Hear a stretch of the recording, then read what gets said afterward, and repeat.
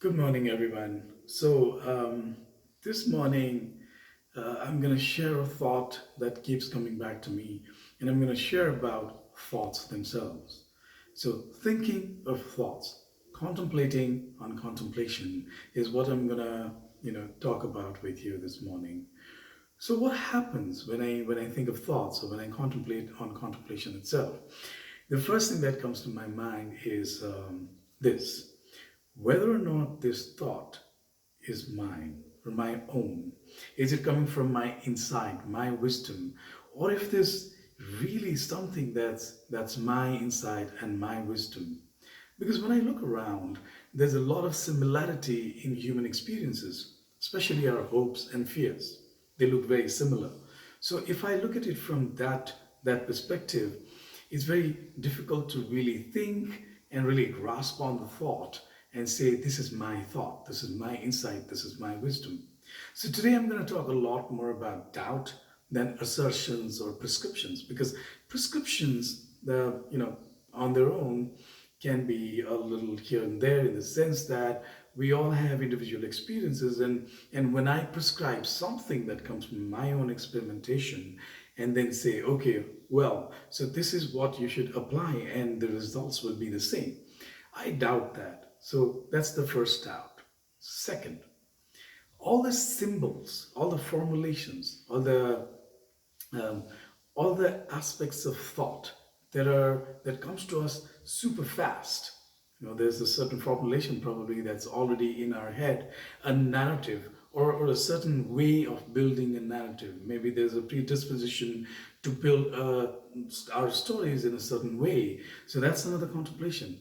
So if there's something coming on to us, something that we think triggers us, angers us, makes us happy, makes us joyous, all of these things, when we think of it, there's the contact and there's the perception. And these stories, these narratives, these fantasies, even, if they come to us in clarity, good. But do they come to us in clarity all the time? I don't think so. So that's the second thought. So that's the second doubt.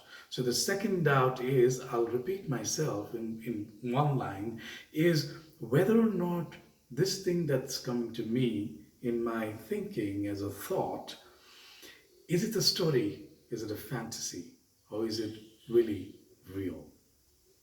If there's anything that's really real.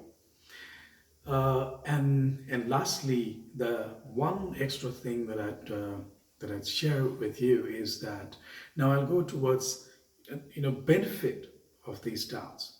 How it's benefited me is that it keeps me balanced and in the middle when I think of my own thoughts, my own belief in symbols and my own formulations and stories and narratives and fantasies, and also a doubt as to whether or not this is my own.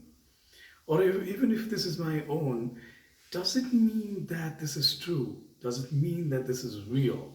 Does it mean that it applies to all of us? It keeps me sane. I'd say it keeps me in the middle. It keeps me doubtful, but this doubt is not like this negative trying to dig everything up, and make everything dirty. But this doubt is this gentle aspect of the mind that's always questioning.